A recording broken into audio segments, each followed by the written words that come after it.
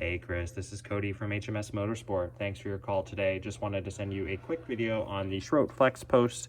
Should be quick and easy for you to swap over, and if you are still having issues, I can show you, or I can probably elaborate on what the issue is. So to start, we have our Flex post mounted on this helmet.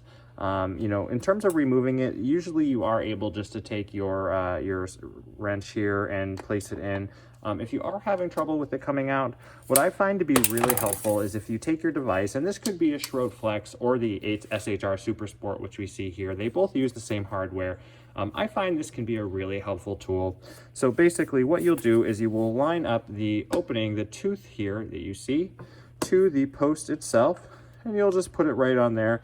This is a really great way to get leverage on this hardware. And you would just put the wrench in and loosen, just like that. The internal screw should come right out, and you are good to go. Now, if you are doing this and it is still loosening, that might mean that the nut inside the helmet shell itself is rotating.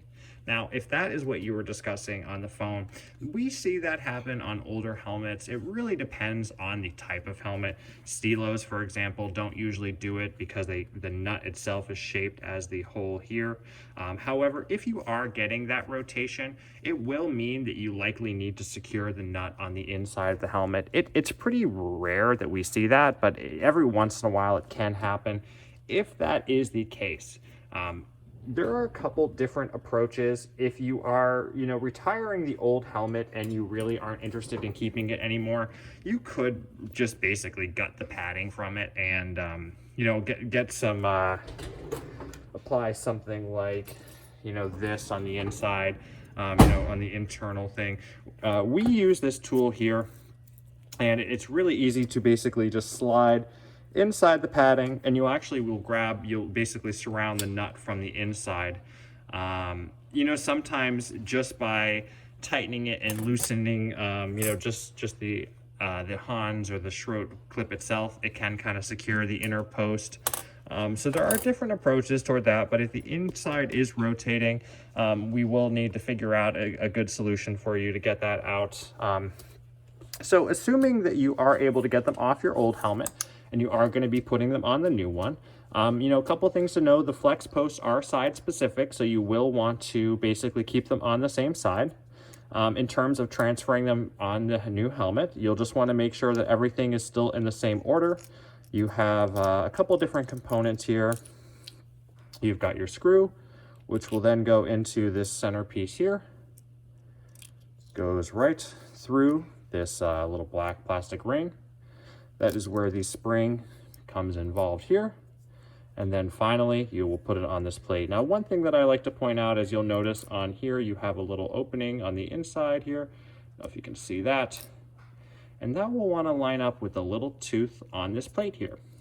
So when you're putting it all together and you rotate this little silver piece here, you'll feel it match up with that little pin, and it'll just kind of click into place there.